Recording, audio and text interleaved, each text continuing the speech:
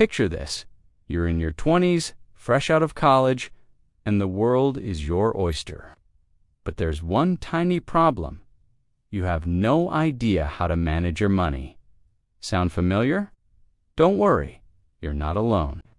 In fact, millions of young adults are in the same boat, trying to navigate the choppy waters of personal finance. But here's the good news. With the right knowledge and tools, you can set sail towards financial freedom. Welcome to the Savvy Finance Corner YouTube channel. Wealth begins with knowledge. Today, we're diving into smart money moves for young adults.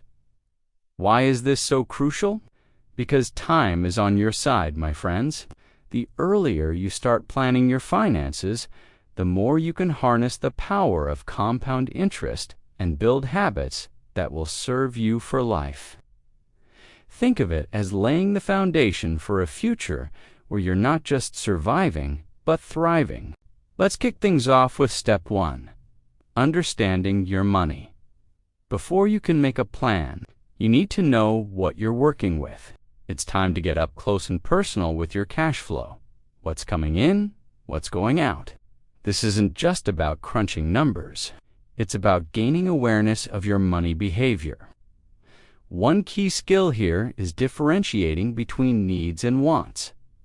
That daily latte, probably a want, rent, and groceries. Definitely needs.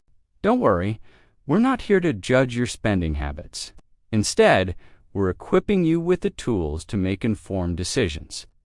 Speaking of tools, there are tons of budgeting apps and spreadsheets out there that can make this process a breeze. Find one that works for you and stick with it. Moving on to step 2, setting clear financial goals. This is where things get exciting. We're going to break your goals into 3 categories: short-term, medium-term, and long-term. Short-term goals might include building an emergency fund or paying off that pesky credit card debt. Medium-term goals could be saving for a dream vacation or furthering your education. And long-term, we're talking retirement and maybe even home ownership. By layering your goals like this, you'll see that financial planning isn't just about preparing for some far-off future. It's about creating a balance between enjoying life now and securing your tomorrow. It's like planting a garden. Some seeds will sprout quickly, while others take time to grow into mighty trees. Now, let's talk about step 3, building a budget that works. Don't groan. A budget isn't a financial straitjacket.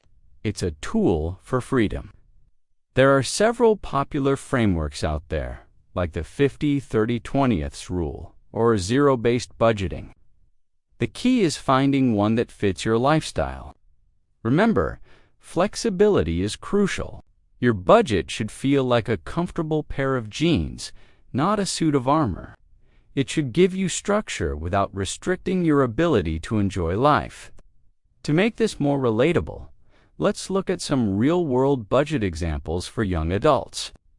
Whether you're a student living on ramen or an entry-level worker trying to balance rent and social life, there's a budget strategy that can work for you.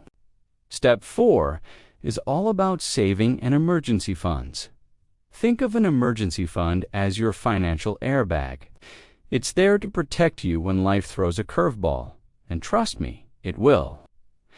Experts recommend saving 3 to 6 months of expenses. That might sound daunting, but remember, every little bit counts. Where should you keep this money? Look into high-yield savings accounts.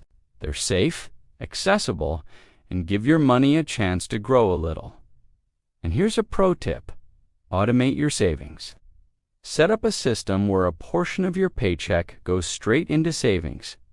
You can't spend what you don't see, right? Now, let's tackle a topic that keeps many young adults up at night: debt. Step 5 is all about managing debt wisely. Whether it's credit card balances or student loans, debt can feel like a heavy weight. But with the right strategy, you can lighten the load. For credit cards, always pay more than the minimum. Those high interest rates can be brutal if you let them compound. When it comes to student loans, explore your repayment options. There might be plans that better suit your current financial situation. And please, steer clear of payday loans or any lending practices that seem too good to be true. They usually are. Step 6 is where things get really exciting.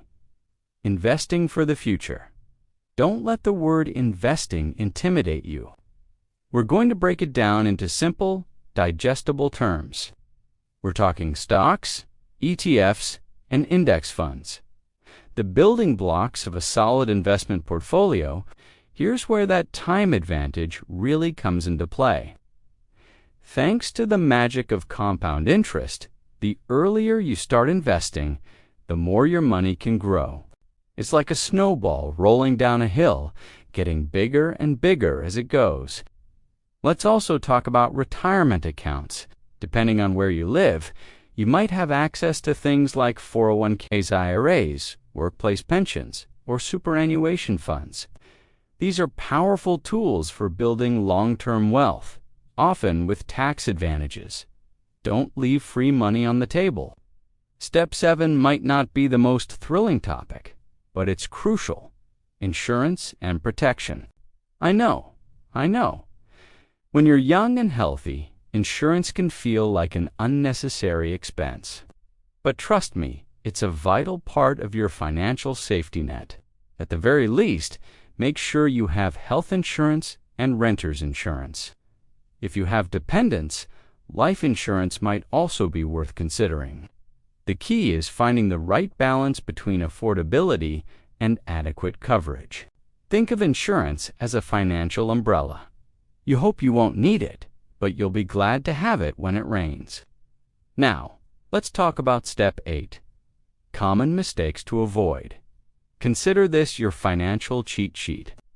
Some common pitfalls include lifestyle inflation, upgrading your spending habits faster than your income grows, putting off investing because you think you don't have enough money, and ignoring your credit score. By being aware of these potential missteps, you're already ahead of the game. Remember, every financial expert started as a beginner. The goal isn't perfection, it's progress. As we wrap up, let's circle back to why we're here. Starting early with your financial planning isn't just about numbers on a spreadsheet. It's about creating a life of freedom, choice, and security. It's about being able to say yes to opportunities and no to financial stress. So, what's your next move? I challenge you to take one small step today. Maybe it's downloading a budgeting app, or opening a savings account, or just writing down your financial goals.